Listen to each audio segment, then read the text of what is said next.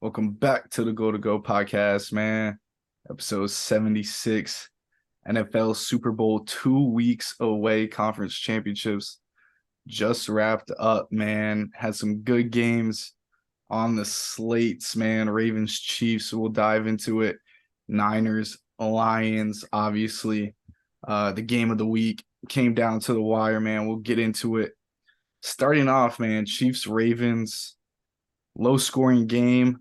I mean, I know the over under, I think it was set for 44 and a half. It's a low scoring game. Those two defenses, they've been balling out all year, man. We talked about the Chiefs, not that usual Kansas City offense with Pat Mahomes. That defense been carrying all year. They showed up against, MVP LJ and that top tier Baltimore offense and really shut them down. For some key turnovers, obviously. It's kind of like my initial takes from the game. Obviously, the Zay Flowers fumble, uh, strip sack on Lamar, and then obviously that kind of game sealing pick. And then you had guys stepping up, MVS, who obviously choked that Philly game against your Eagles early on in the season, kind of redeemed himself. The KT drama going on in Kansas City, obviously, was buzzing around pregame as well. There was a lot to take away. You just kind of saw the Ravens get away from their true identity of being a run first offense. I think they had 8 carries maybe or something like 11, some crazy low number. Even though the Gus Edwards, I think he was averaging 6.7 a carry. They just went away from it. They fell behind early, trusted, going to the air, and the Kansas City DBs, they locked up. L'Jarius Sneed been doing a terrific job all year. He's the one that punched that ball out on Zay at the goal line. And then you just got to tip your cap to Mahomes being able to, go down against this top tier Baltimore defense, probably the best defense that was left uh, in the playoffs. And there's some pretty good defenses out there. First drive of the game went to his boy Kelce, who looks locked in at this point. The Kelce struggles early on and even towards the late regular season. Early on in the playoffs against the Dolphins, he struggled a little bit, but it looks like he just turned that clock back, went back to being that old Kelce Mahomes connection. And I mean, they're just going to keep riding, Pat Mahomes, Andy Reid, two guys that we'll obviously dig into next week when we talk about the Super Bowl. But those two guys, once again, Mahomes going to yet another Super Bowl. Really hasn't missed a conference championship since he's been in the league.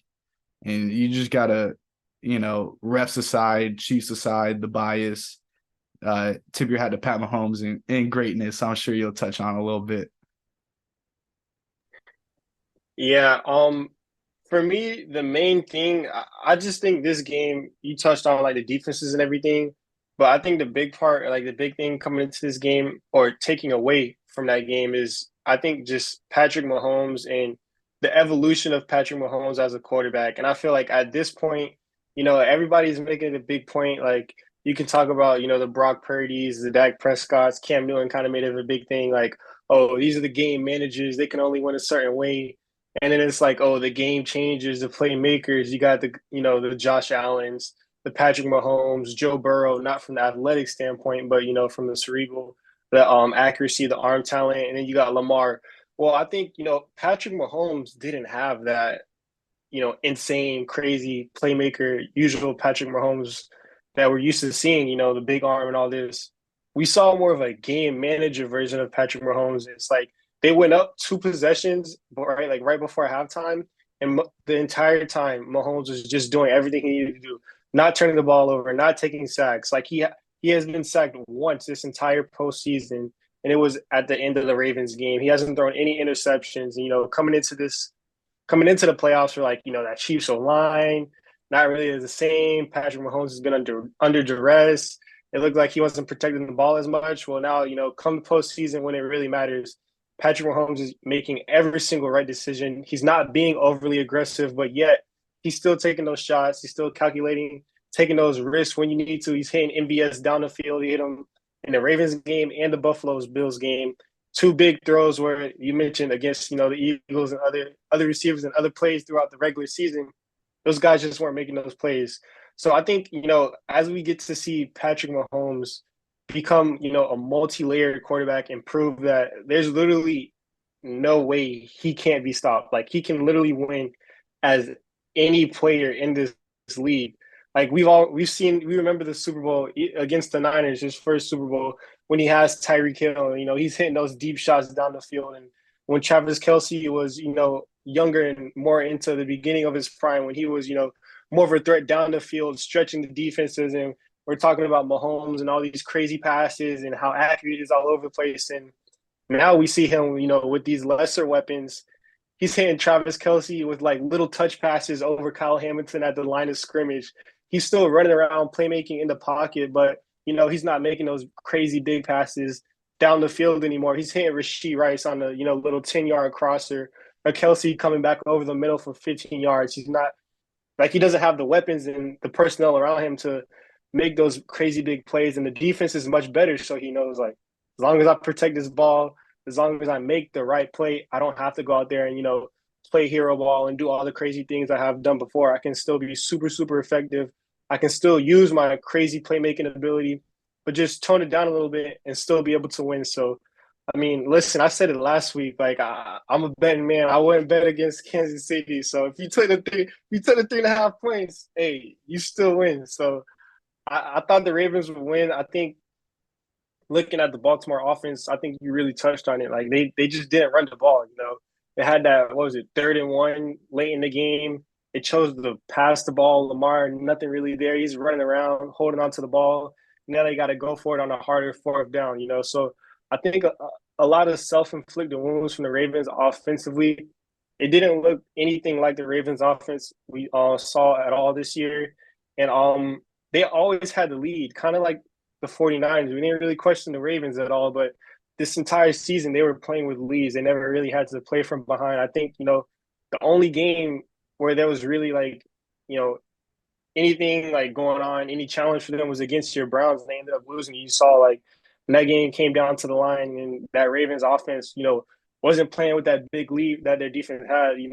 There was some vulnerability there. So on the Ravens standpoint, I would just like to see them, stick with their identity a lot longer. You touched on that. They should have been running the ball a lot more. The Kansas City defense, you mentioned those corners, that back end is super good. The one way that teams have been able to have success on them was running the ball. You saw the Raiders do it. They beat them without O'Connell threw one pass in the first quarter. Josh After that, they were Jacobs. able to, yeah, they were running all over them.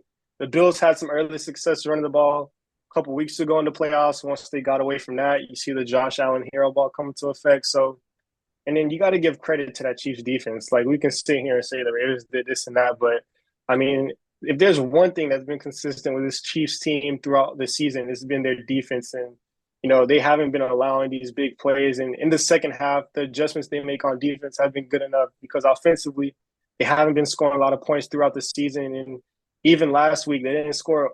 They did 5 straight punts in the second half. So offensively, there could still be some questions there, but the defense has been shut out. Only allowed, I think, 3 points in all of their playoff games this season in the fourth quarter.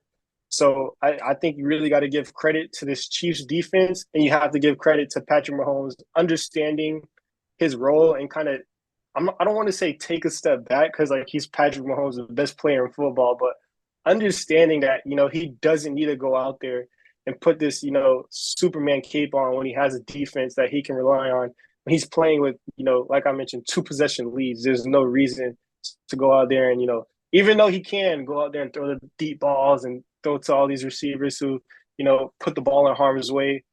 Just do what you need to do because we saw last week, or not last week, against the Bills, give it to McCole Harmon. He's fumbling at the goal line. Like MVS, he's been inconsistent, stepped up big.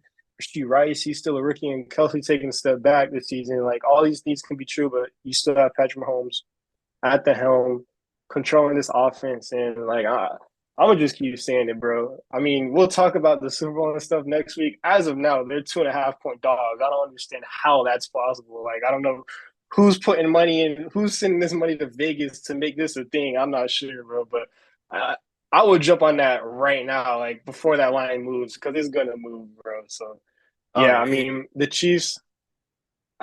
It's really hard to take away. Like we all thought this would be a down year, like they win games, but I mean, back-to-back Super Bowls Patrick Mahomes has like a legit opportunity to do something amazing and really like push his name up and really cement him as one of, if not the best player, the best quarterback in football. So I mean, it'll be really interesting to see how these next couple of years shape out because we've seen Mahomes do it with the insane offense.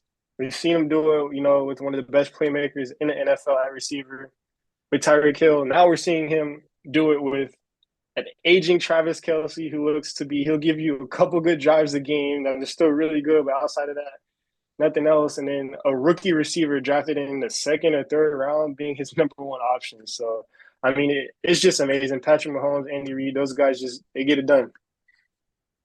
Yeah, the 2.5 dogs. I think it changed to 1.5 at a point. It's been going back and forth, but regardless, yeah, I don't know what the public's feeling, bro, because I know the public, they don't want KC to win.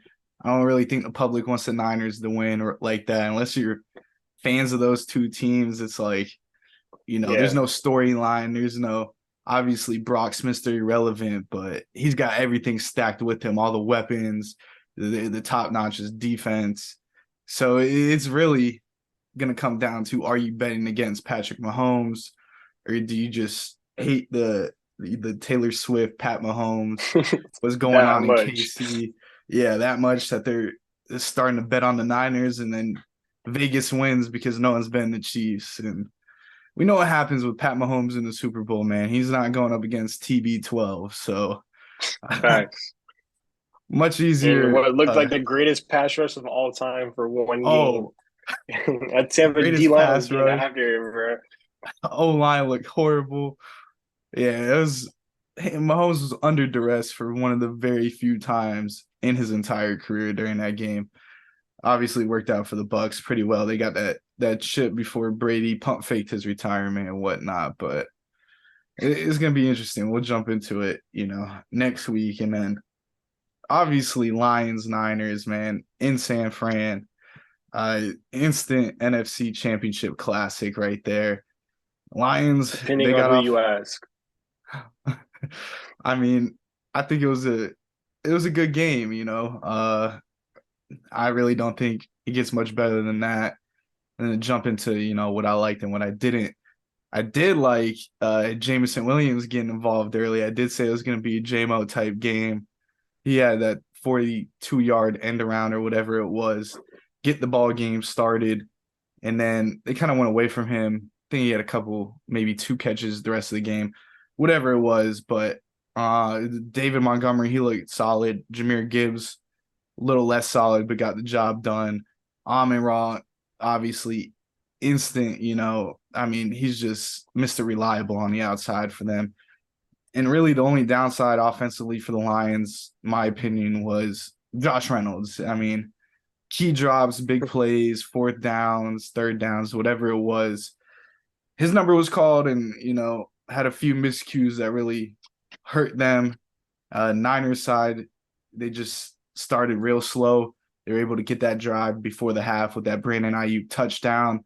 Brock Purdy getting them on the board. And you can talk game manager Brock Purdy. They needed a couple drives from him. He got them done. Christian McCaffrey obviously running all over, especially in the second half against that Lions, where there was a couple times he was hit behind the line of scrimmage. Line of scrimmage was getting pushed back. The Lions were all ready for, the CMC showing. A little bit of luck on that Brandon Ayuk tip ball where he laid out after the deflection, was able to grab it. Luck of the draw, man. David Tyree, Giants Super Bowl. You can look back. It's those lucky plays that win you those games. So Ayuk came through. Purdy did his job. CMC, obviously a monster. That Niners defense did just enough. Second half, we're able to slow down the Lions, get some key stops on a very questionable 4th down play calling from Dan Campbell, who's nicknamed Dan Gamble right now across social media. But, someone that was watched Dan Campbell on the Dolphins, I know what type of coach he is. He's a player's coach. He's going to leave it all on the line. 6 points in a playoff game before they even went for it. In my opinion, you got to take the points. I understand the risk. you're going for. You're trying to win the game. You're trying to close out this Niners team. Maybe not give them that chance that you really want to. I just think in a moment like that, he even said post game, like, we don't know if we're going to be able to get back. Field goal, you still don't know if it goes in guaranteed or not. I still think at that point, you got to try to take some points, get a drive with momentum, swing the game a little. Your defense was playing pretty solid. They got a pick, whatever it was, a little momentum boost. The defense would have a better, they'd have a longer field, as in the 49ers driving down against that defense. If you put points on the board versus, them getting the ball at the 40, I think one of the turnovers was on downs. It really just came down to that play call. And then obviously late in the game, I didn't like that David Montgomery 3rd and goal with 1:05 left. They went ahead and called a run play. Couldn't punch it in. Niners were ready for it. Ended up scoring the touchdown on a pass in the very next play. Had to burn a timeout. So it really just came down to an onside kick with your whole season on the line. You got to recover. You lose. As, you had all 3 timeouts. You could get the ball with 20, 30 seconds, maybe throw last second heave, get in field goal range, whatever it was. They really eliminated that chance with that 3rd down run call. But, that's their identity. David Montgomery, goal line, give it to them. They sort of stuck with it. And obviously the 4th down, let's go for it, gamble. That was their identity all year long. It just, big moments, big game. Dan Campbell stuck with it, and it came back to bite them. And the Lions, terrific run of their season had to come to an end versus a very stacked opponent in the Niners. And they just did everything right, in that second half. They did everything right, and the Lions just couldn't capitalize. Yeah, I mean, touching on the Lions, I'm with you there. I think the biggest thing I know, when it finally happened, the game was over. Everyone's like, 4th downs, you got to kick the points, you got to take the points, and I agree. I mean, you definitely would like to have points on the board, but what you touched on there on the end, I think, is the most important part. Like, that's their identity. Like, the Lions have gone for it the entire time. Like, whenever they were past their 40 or past their 50 in a regular season, they were going for it. And the thing about it is they were really good going for it. Like, the Lions have been very efficient on those 3rd and short or those 4th and short situations in terms of converting.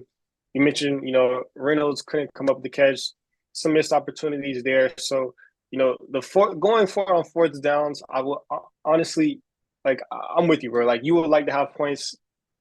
Honestly, not going to be 100% sure if the kick goes in or not. You mentioned that. That's all, also going to be up in the air. It's outdoors, but you're in San Francisco. Didn't look like whether it was going to be, a factor at all. But regardless, it's still kicking in the playoffs. You never know. To me, the biggest thing was that 3rd down run, man. Burning that timeout. You mentioned that's like their identity. David Montgomery, I totally agree with that, but you just can't do that in that moment. Like, you're down 2 scores. If it's an incomplete pass, it's incomplete or you score. Regardless, time doesn't come off the clock. You don't waste that time out.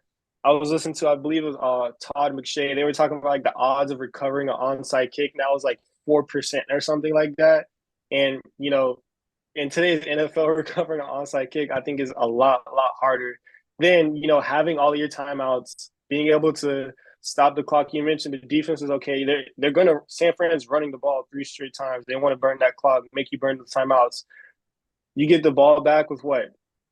50, 40 around there, seconds left. I think you have a lot better chance to, go down and try to score, whether it be a touchdown or field goal, instead of, having to rely on that onside kick. So I think that was the big miscue there in terms of the Lions. The 4th downs, I get it, I understand. But San Francisco, I think the big thing there is just Brock Purdy being ready for the moment. First half and then going into, 3rd quarter a little bit, that 49ers offense and Brock Purdy, they didn't really look in sync or didn't look good at all. And it was kind of like that the last playoff game as well against the Packers for the Niners. But Brock Purdy beating those game manager allegations, being able to play make in the pocket. And then I think the biggest part was him scrambling those, that was pretty much the backbreaker for the San Francisco 49ers. You don't expect Brock Purdy to get out and move like that. He had a couple big scrambles, extended plays, finding receivers down the field, making those off-platform throws. Now, some of them a little lucky, like the Ayuk one that hit the DB right in the helmet. But pretty much after that play, once Purdy saw that catch, he had confidence, and that's one of the biggest things in sports. You give that momentum in the playoffs, you get that confidence. You score a touchdown. Now the defense is playing with confidence. Those guys get going. Offense and defense are just feeding off of each other, and then at home, the Detroit and the away team, it's just hard. Even though you're up, it just feels like you're down. You're fighting the uphill battle, even though you're winning, just because of all those weapons San Fran has. And you saw they scored like 24 unanswered points on like 4 drives or something insane like that. Had a 17-point third quarter. So you can never count a team like that out when they have those weapons offensively and defensively. Fred Warner had a big game. Tre'Davious Ward, those guys in the secondary, coming up, making big plays when it mattered the most. And then Christian McCaffrey, we saw against the Packers, we were like, they got to feed him. Kind of when they got him going, that's when they pulled away from the Packers. And the same thing here against the Lions. McCaffrey, little swing pass, gets a nice run to the outside, breaks a couple tackles. He's moving the chain. Trent Williams getting involved in that run game. And, the big names for the 49ers just stepping up and making the plays when it matters the most. So I think if you're a 49ers fan, you're a little concerned at how the team starts, but you got to believe in Brock Purdy and the way this team is able to finish and execute and adjust after halftime, because they could have easily just, rolled over and been like, we're down all these points, like, blah, blah, blah, we're not going to come back. But you saw that heart, you saw that fight. They came back, and I mean, that's what football is all about. And it's 4 quarters. You never know, especially when you have that talent. So on the 49ers standpoint, I just think they were a little too much to overcome. I know we both picked the Lions to win, and I was rooting for the Lions. I know a couple Lion fans, so a tough loss. But ultimately, this game kind of went exactly how I thought. Now, I didn't think they would have to come back down from 17 or 20 points or whatever it was, but I did think the 49ers would pretty much dominate the whole way through, and that's what they did just in the second half. But yeah, like you mentioned, a great game. It's just Detroit, a really good fight. They just missed a couple opportunities and self-inflicted wounds. I think that's really all it came down to for them. Yeah, and I mean Shanahan's been on the other end of the stick of having that big lead. So I mean, kind of flip the script. He's able to deal with it, say, talk to the team in the locker room, especially after you do get that touchdown, cut it down a little, swing momentum. And that home field, I mean, that's big in the playoffs. Even when the Lions were still leading, after those Niners started making that comeback, started putting up those points, that momentum swings and it starts getting a little scarier on that Lions sideline. Like, hey, they're kind of in this game. Like, we let them get back and maybe step on the gas a little, but you can't really play that game in the playoffs. It's tough. You can't take your foot off the gas. I don't think the Lions really did. I just think the Niners were able to play catch up, essentially. I think it really just comes down to CMC just being the best running back in the NFL and possibly offensive player of the year. And it shows, man. When he gets going, there's really nothing that you could stop because he's catching it out the backfield. He's taking these hard runs. And then it just opens up the passing game for so much more. Deebo Samuel, I mean, just being out on the field as a presence adds another weapon. It's top down. You got to worry about every single guy. And yeah, Deebo was banged up, but he was still super productive and getting involved, so that just shows what he means to this offense. Because with him at whatever he was, 80, 70%, even if it was 50%, I mean, it was night and day from the offense we saw against that Green Bay team where it just looked like, they had to scratch and claw and lean on Christian McCaffrey to come back and even win that game. So, yeah, Kyle Shanahan beating those, choking allegations so far. I don't want to jinx anything, but back-to-back playoff wins while trailing at halftime. I mean, listen, you got to give it to him. Everyone, the big thing is, once you're trailing and that playbook shrinks, like Shanahan doesn't really have anything to go to. Well, I mean, he just proved in back-to-back playoff weeks that, that team still believes in him and he still believes in his players and they still have the ability to, kind of do what they want and stick to their identity, kind of what we wish Baltimore would have did. If they would have stuck to their identity, are we talking about a different outcome? San Fran in both games stick to their identity, believed in who they were, when things got bad, because against the Packers and against the Lions, we kind of once we saw Brock Purdy, drop back, pass, we're like, is this really what they want to be doing? Second half, they come out, they want to run the ball, get the ball into their playmakers' hands quick, and then let Brock Purdy, off of those plays, kind of create, do what he does. So when the 49ers are rolling like that, if the 49ers can play like that all 4 quarters, I mean, that's they're going to be a tough team to beat, man. Might have to bet against Mahomes at that point. I saw some crazy. Yeah, I you're think gonna be by Ayuk. yourself, fam. I mean, I'm not. I'm certainly not. But I did see like Ayuk. Maybe he's like, I think he was 30th or something in the league in targets, and I think he was top 10, maybe just outside the top 10 in receiving yards. Or I think his targets might have been way back. So it's like when you do throw to Brandon Ayuk, he's coming down and he's yards after catch, a deep route. Good things Mm-hmm. happen when it hits Ayuk's hands because you're so worried about the CMC, the Debo, the threats over the Kittle, we middle, didn't and even mention George yeah, Kittle. George Yeah. Kittle. I mean, do you even need to? I know it's another weapon. He should be Mm-hmm. respected at his position, but you got those guys. You just throw Kittle in the middle. He doesn't.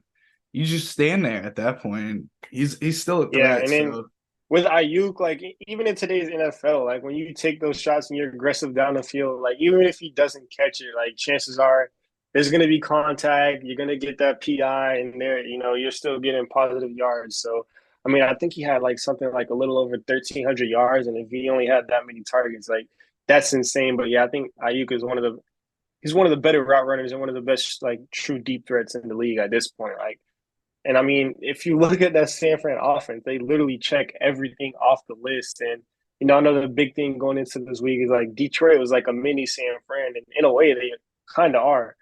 But I just think San Fran's in a different class in terms of checking off like what weapons. would you want in today's modern offense to surround your quarterback with. Like you have a deep threat, you have an All-Pro tight end that's willing to block, willing to catch over the middle. He's super tough. You have the best running back in the league who can literally do everything. Like we mentioned him playing quarterback last year in the playoff. He's the best, one of the best pass blocking running backs. He can catch the ball like a receiver, lines up inside and outside. And then he's arguably the best pure runner of the football. I know you like Nick Chubb, but McCaffrey's right up there with him. Then you have Deebo Samuel, who is just an all-around gadget guy, another versatile player who you can line up in the slot, in the outside, in the backfield, and then arguably the best or one of the best tackles in the league. Like in terms of what would you want as a quarterback? Like that's literally a quarterback's dream. Like 1 through 4, 1 through 5, like list what you want. San Fran literally has everything. And then also one of the most sought after, the best offensive scheme, what everyone's running right now, that West Coast, that Shanahan system that has so much success. Like, I mean, if you're a quarterback in the NFL, San Fran is what you have dreams about playing with offensively. Yeah, said it perfectly. We'll see. Shanahan getting a redemption back at the Super Bowl. Let's see. What's in store for this one. Another Chiefs Niners. Last time it was down here at the Hard Rock, man, in Miami. They had to jump in. I think probably the second best place you could have in Vegas is gonna get rough and rowdy out there. Sin City should not. Oh I man. don't think it's gonna go too well out there. City might be destroyed by the time the Super Bowl ends and whatnot, but we're in for another instant classic, in my opinion, man. But you got any last comments, takes, anything on the games? No, that's pretty much it, man. Two really good games, and I think two very opposite games. Yep. The first game, Chiefs Ravens. I know you were saying earlier that you like the under in that game, and I could see why. Two really good defenses battling out. I mean, Baltimore's defense they pitched the shutout in the second half themselves. Chiefs didn't Mm-hmm. score, so I mean, two really good defenses. One just happened to have arguably the best quarterback ever on their offense, and the other one had Lamar Jackson, who's still a really, really good player, probably going to win league MVP, but doesn't really have those postseason accolades awards yet. And then that 49ers Lions game, super competitive and just showed the heart and the grit that 49ers team had, man. So yeah, I mean, two really good games, and looking forward to the Super Bowl. We'll definitely cover that more next week. Yeah, turnovers. That's really what cost the Ravens. And Yep. you mentioned the Mahomes taking care of the football. I think that's the biggest thing. So we'll see next week, who turns the ball over more, obviously. A big part of the game, but Yeah, we'll we'll see, talk man. about that. Yeah. Goal to go, All man. I'm saying is Episode. Mahomes as a dog. Take it while you can. Man, the line's gonna change, man. So go to go. Episode 76, man. 2 weeks away from the Super Bowl. We're not even gonna touch on the Pro Bowl, man. Um, Flag football, The whatever it flag is. football 7-on-7 tournament. Seven on Shout out seven, Jalen man. Hurts, man. Shout out Darius Slay. Just got named as alternates. Take it down to Broward, see better 7-on-7. But go to go, episode 76. Um, go to go YouTube, go to go pod, TikTok, like, comment, share. And then next week we'll be back with a Super Bowl preview. Chiefs, Niners in Vegas, man. Until then, peace.